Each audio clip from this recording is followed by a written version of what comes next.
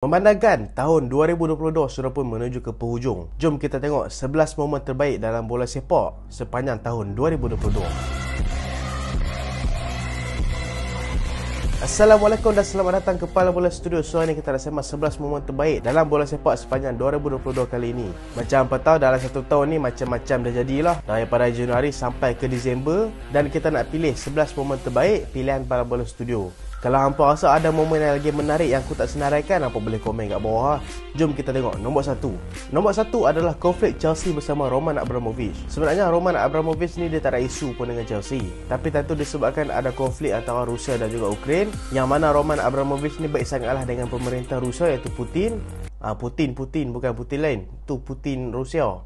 So pemerintah Inggeris sebagai tanda boykot, mereka ni ban segala aset Roman Abramovich dekat England, termasuk Chelsea.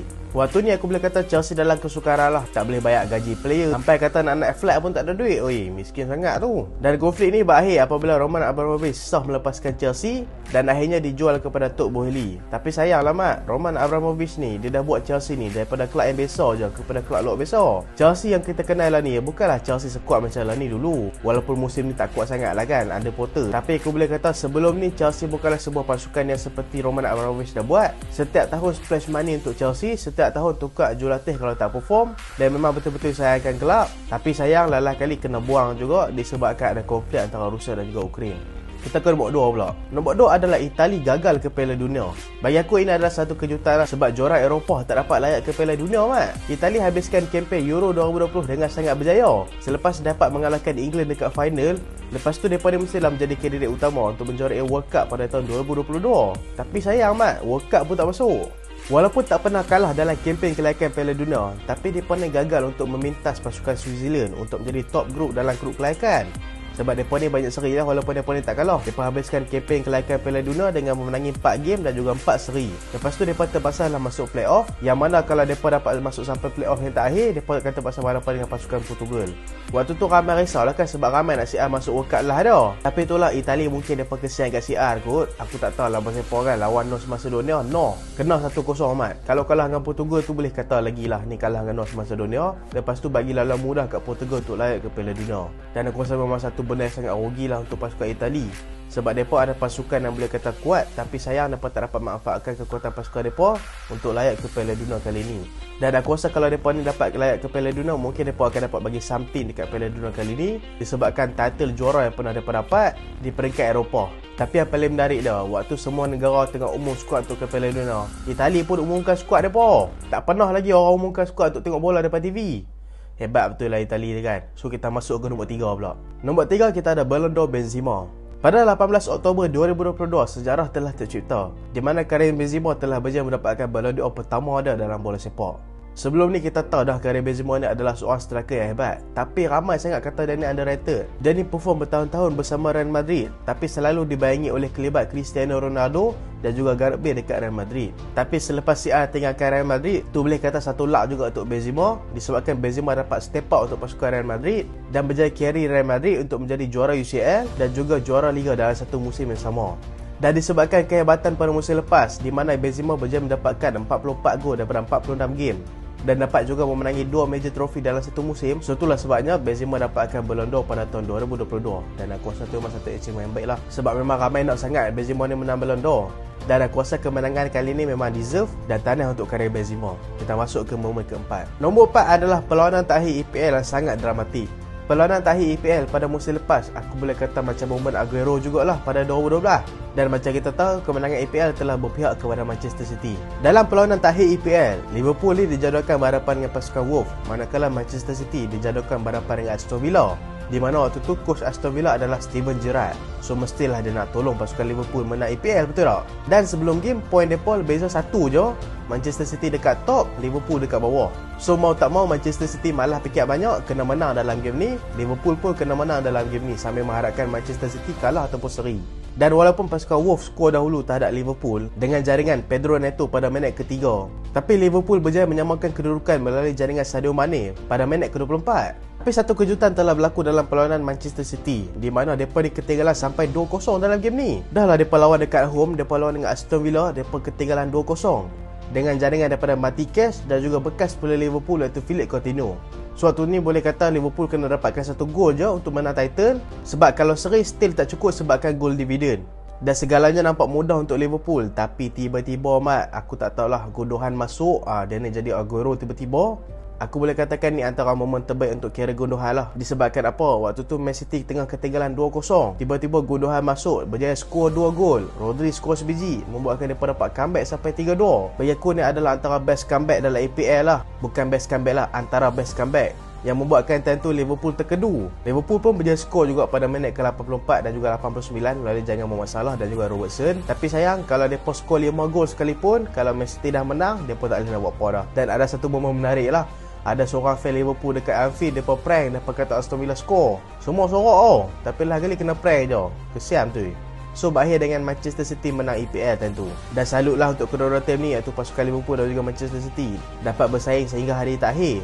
Tapi kita tak tahu macam mana tiba-tiba musim ni Liverpool mengalami kejatuhan prestasi pula. Yang kelima adalah kebangkitan Arsenal. Aku masukkan kebangkitan Arsenal ni sebabkan aku memang menarik tengok kebangkitan mereka ni. Sebab apa? Sebab awal musim lepas mereka ni sampai kena belasah dengan Man City. Boleh kata sampai fans sendiri sorok lah kalau tim lawan skor. Sebab duk tunggu tim sendiri skor tak skor-skor. Performa mereka memang teruk gila pada awal musim, tapi slow-slow mereka bangkit. Sampai ke lepas pertengahan musim mereka ni comeback balik. Sampai daripada orang kata calon untuk relegation kepada calon untuk dapatkan top 4 dalam EPL.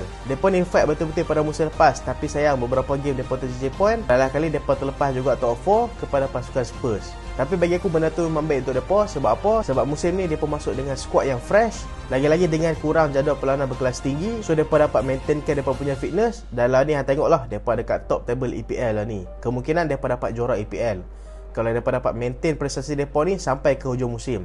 Tapi itulah kan, selalu macam ni MC akan spoil. Tapi aku tak tahulah kan, aku macam dah bosan dah tengok MC jadi juara EPL lah. Bagi Arsenal pula lah, nak tunggu MU lambat lagi. Tak tahulah kan bila MU. Sebab Arteta ni progress dia dah lama tau bina pasukan Arsenal. Dan dia ni bukanlah coach yang cikai-cikai saja, anak buah Guardiola. Aku dah dengar satu meme lah kan, terbaca satu meme. Dia kata Guardiola ni terlalu bosan dekat EPL sampai dia hantar Arteta pergi ke Arsenal nak bagi fight dengan dia. Tak tahulah betul ke tidak. So kita masuk ke momen ke-6. Momen ke-6 adalah Real Madrid juara UCL.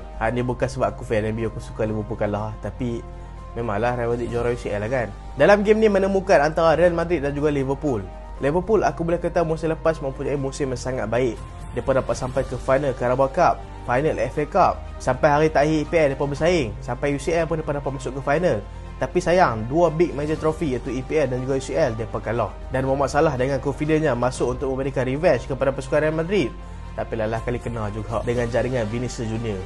Kalau hang tengok game, hang boleh kata Liverpool memang deserve menang sebab mereka control game, mereka lagi banyak attack. Tapi Real Madrid memang memanfaatkan setiap cebis peluang yang mereka ada. Dan dalam game dia tak kira berapa banyak chance hang buat, berapa banyak shoot yang hang buat. Tak kira lah hang control game ke tak, yang penting adalah result. So Real Madrid telah membuktikan mereka ni adalah pasukan yang hebat. Dengan beberapa gerakan serangan saja mereka dapat mengalahkan pasukan Liverpool. Yang aku boleh kata dalam game tu memang dominan gila lah. Tiba kotor dalam game tu memang OP teruk lah. Kita tak boleh lah nak kata Liverpool tak padu dalam game tu. Memang padu, tapi boleh kata tak ada luck lah dekat mereka. Dan waktu tu gol Vini Junior dekat belah Arnold lah. Arnold terlepas. So kita move ke depan, iaitu momen ke-6. Nombor 6 adalah kembalinya Nottingham Forest ke EPL. Tak tahulah ni antara momen terbaik bagi aku lah. Sebab apa? Sebab Nottingham Forest dah lama dah tak main ke EPL. Nottingham Forest ni adalah salah satu pasukan yang masuk dalam pasukan EPL sejak dijenamakan semula pada tahun 1992. Tapi sayang mereka tersingkir pada tahun 1993. Dan sejak tu mereka tak pernah layak lagi dekat top flight. Dan mereka ni selalu struggle untuk dapatkan slot ke EPL. Dan mereka ni bukan tim cikai-cikai mat. Mereka ni pernah juara UCL. Bukan menang sekali. Kalau menang sekali tu boleh kata nasib lah. Ni 2 kali, 1979 dan juga 1980. Tapi sayang lepas mereka juara UCL tu mereka mengalami penurunan prestasi. Dan mereka ni walaupun dapat layak ke EPL, mereka ni tersingkir dan tak pernah layak ke EPL. Dan setakatlah mereka dapat masuk ke EPL, tapi sayang prestasi mereka pun kurang membanggakan juga. Dan aku rasa salah satu langkah yang silap dilakukan oleh pemilik Nottingham Forest adalah mereka ni dapatkan terlalu banyak player. Di mana dalam EPL ni bukan saja hang perlukan player yang berkualiti, tapi hang perlukan chemistry yang kuat untuk membina satu tim tu untuk mencabar sekurang-kurangnya untuk stay dalam EPL. So sayanglah kan, setakatlah Nottingham Forest duduk dekat bawah. Mereka lah ni duduk dekat nombor 19, baru kalah dengan Manchester United. Dan lepas ni akan jumpa Chelsea pula. Golah lah dekat Nottingham Forest. Kita ke momen ke-7 pula, iaitu Malaysia layak ke Piala Asia. Dah lama dah kita tak merasakan Malaysia ni layak ke Piala Asia. Tapi kali ni kita layak sebagai pasukan daripada grup kelayakan. Dan kita dapat layak ke Piala Asia selepas mengalahkan Bangladesh 4-1. Ditemani oleh pasukan seperti Indonesia juga ke Piala Asia. Malaysia layak walaupun dapat tempat kedua. Mereka ni dapat tempat kedua terbaik lah. Maksudnya antara pasukan kedua dalam semua grup kelayakan, Malaysia dan Indonesia boleh pergi ke Piala Asia. Dan aku boleh kata perjalanan yang memang sangat dramatik lah untuk pasukan Malaysia dalam grup kelayakan kali ini. Dapat mengalahkan pasukan Turkmenistan dan juga pasukan Bangladesh. Walaupun kita kalah dengan Bahrain. Bahrain tu aku boleh kata bukan kalah teruk lah, kita kalah tipis. Tu pun kita skor dulu, lepas tu kena comeback 2-1. Tapi apa-apa pun memang tanah lah dekat pasukan Malaysia. Dan kita harap Malaysia dapat turunkan skuad terbaik pada tahun depan, untuk kita dapat tengok sejauh mana Malaysia boleh dapat layak. Sebab Piala Asia tahun depan ada dalam kalender FIFA. Sukin tak apa lah kan tak ada dalam kalender FIFA. Tahun depan ada dalam kalender. Ada kan? Saya tak lepas pula. Nombor 9, ni adalah untuk anugerah aku sendirilah. Pala Bola Studio telah tercipta. Sebenarnya Pala Bola Studio ni baru jadi buat. Dan first video pada Bola Studio adalah pada 8 Februari tahun 2022, di mana tajuk dia adalah Hala Tuju Manchester United yang sebenar. Dan aku tak sangka lah Pala Bola Studio dapat mencapai sehingga 67,000 subscriber sebelum tahun 2022 berakhir. Tapi bagi aku ni adalah satu achievement yang sangat luar biasa lah untuk Pala Bola Studio, dan juga untuk aku sendiri, dan juga untuk hampa juga subscriber. Terima kasih kerana support. Duk rasa lama dah buat YouTube padahal baru setahun. Kira kalau daripada bulan 2 tu baru 10 bulan lah YouTube ni. Tapi terima kasih atas sokongan hebat yang diberikan oleh hampa semua. Memang terbaik hampa semua. Aku pun tak pernah sangka aku boleh dapat melangkah sampai sejauh ni. Dan ni semua tak dapat dilakukan kalau bukan sebab hampa, dan juga sebab rezeki daripada Allah sendiri. Bukan sebab aku pandai cakap ke apalah, ada lagi ramai yang pandai cakap daripada aku. Tapi itulah rezeki dah tertulis dah. Setakatlah Pala Bola Studio berkembang dengan sangat baik, dan kita doakan supaya Pala Bola Studio semakin berkembang dari hari ke hari. Nombor 10 adalah interview Cristiano Ronaldo. Tahun ni aku boleh katakan bukan tahun untuk CR lah. Memang tahun teruk untuk dia. Selalu sangat mengalami petaka. Dah dekat MU pun kalah banyak, dekat Portugal pun kalah dekat Nation League. Lepas tu nasib baiklah dapat layak ke World Cup. Tapi sayang dekat World Cup pun tak dapat prestasi dengan sangat baik. Dan nak memburukkan lagi keadaan, CR ni telah buat satu interview bersama Piers Morgan. Aku rasa interview tu bukanlah buruk untuk CR. Sebab apa, CR dapat melepaskan apa yang terbuku dalam hati dia, dan nak bagi tahu kat orang kebenaran yang sebenar, apa yang terjadi dekat Manchester United dan juga apa untuk diri dia. Tapi sayanglah interview ni membuatkan dia ni dibuat oleh Manchester United sendiri. Dan aku rasa dia dibuat oleh Manchester United tu bukanlah satu benda yang memang buruk, sebab dia memang aku rasa nak keluar daripada MU. Sebab tengoklah, MU nak menang title pun payah. Bukan nak menang title, nak masuk top 4 pun payah. Lagi-lagi dalam tahun ni Manchester United telah pakai 4 coach. Coach Ole Gunnar Solskjaer, Michael Carrick sebagai pengganti Sat. Lepas tu orang kata bapak kepada janjian pressing, bapak dia lah kan, Ralf Rangnick. Yang keempat adalah Erik ten Hag. Sampai ke Erik ten Hag ni boleh kata kemuncak lah. Boleh kata kemuncak lah kontroversi antara CR dan juga Manchester United. Sebab apa? Sebab ten Hag dah start tak pakai CR dah. Waktu zaman Carrick, waktu Rangnick, waktu Ole Gunnar Solskjaer, walaupun Manchester United kurang perform, tapi dia still pakai CR. So CR dapat main juga. Tapi waktu Erik ten Hag memang tak bagi cara seorang kat CR. Tak tahulah siapa kan. Mungkin disebabkan taktik ataupun sebagainya. Tapi dalam interview ni CR telah mengkritik coach. CR telah memberitahu segala apa yang ada dekat Manchester United yang membuatkan saham Manchester United jatuh merodom. Aku setuju dengan semua kenyataan dia, kecuali dia kritik ten Hag lah. Sebagai seorang player yang masih lagi ada kontrak bersama Manchester United, paling kurang hang kena hormat bos hang lah, iaitu Erik ten Hag. Tak kira lah hang player besar mana pun, coach hang still kena respect walaupun dia tak mainkan hang. Tapi itulah, lalah kali konflik ini telah berakhir. Sebab apa? Sebab Manchester United telah akhirnya terminate kontrak CR atas persetujuan bersama.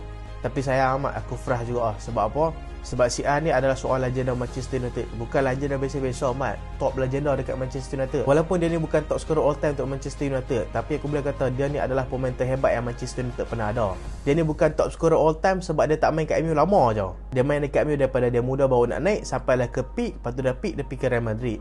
Lepas tu dia nak jatuh dia balik ke Manchester United. So itulah disebabkan dia tak dapat jadi top scorer dekat Manchester United. Walaupun dia tak jadi top scorer bersama Manchester United, tapi gol dia pun bukan cikai-cikai, banyak. Macam kita tahu lah kan CR. Tapi sayang lah perakhiran dia jadi macam ni. Dan ramailah mengkritik yang Manchester United tak menghormati legend mereka. So apa pendapat apa pasal benda ni? Dan aku rasa tahun ni memang bukan tahun untuk CR lah. Kalah Piala Dunia, anak dia meninggal, lepas tu prestasi buruk dekat Manchester United pula, memang sayang. Momen terakhir iaitu momen ke-11 adalah Messi juara Piala Dunia. Macam kita tahu, Messi dan juga CR mereka dah menang macam-macam. Boleh kata semua trofi dah menang. Sebelum ni dekat peringkat kelab mereka menang trofi, dekat international tak menang langsung. Walaupun kalau kira Olimpik, Messi dah bisa menang lah. Tapi kalau tolak tepi Olimpik, trofi dekat benua dengan trofi Piala Dunia, dua-dua tak pernah dapat lagi. Tapi selepas CR dapat Euro 2016 dan Messi juga dapat Copa America, debate antara mereka ni semakin panas lah, siapa nak boleh menang World Cup kali ni. Tapi pada tahun 2022, Argentina masuk dengan skuad terbaik mereka. Bagi aku skuad terbaik tu memang bagus, tapi disebabkan mereka ada coach Lionel Scaloni yang boleh guide mereka. Dan macam kita tahu, sejarah telah tercipta di mana Argentina berjaya menjuarai Piala Dunia pada kali ini, di mana Piala Dunia pertama untuk Messi dan juga Piala Dunia ketiga untuk Argentina selepas mengalahkan pasukan Perancis dalam final yang paling dramatik dalam sejarah Piala Dunia. So itulah aku kata ni bukan tahun baik untuk CR. Dah lah dia tak perform, lepas tu Messi meletup pula. Aduh, memang jam tu ya. Tapi Argentina walaupun banyak kontroversi, ramai kata dia ni dapat penalti apa, tapi lah kali menang jugalah. Orang nak kata apa pun, lah kali menang juga. Dan Messi telah berjaya memenangi Piala Dunia dan kemungkinan besar Messi akan dapatkan Super Ballon d'Or lah, ataupun Ballon d'Or pada tahun depan. Sebab selalunya menang bola emas yang perform dekat World Cup, lagi-lagi menang Piala Dunia pula, mereka ni akan menang Ballon d'Or lah. Tengok macam Modric pada edisi lepas lah. So itulah antara 11 momen terbaik dalam video kali ini. Dan minta maaf lah kalau ada kekurangan sikit dalam video kali ini, sebabkan aku kurang sihat dalam video ni. Tapi all the best untuk apa, semangat tahun baru. Jangan buat benda-benda pelik malam tahun baru. Banyak berzikir, banyak meratib. Sebab semakin hari hampa menuju ke arah kematian. Jangan nak buat nakal sangat. Ingat mak pak sama kalau nak buat benda pelik-pelik tu. Dah nasihat. Okey, selamat tahun baru, azam tahun baru. Lepas ni aku dah 1 Januari ni penuh gym ni. Ramai nak kurus. Termasuk aku sekali lah. Tapi aku dah start azam bulan lepas dah. Tapi tak kurus lagi. Dan terima kasih sebab tengok sampai habis. Jangan lupa like, jangan lupa share, jangan lupa subscribe. Aku Solat. Assalamualaikum dan selamat tahun baru.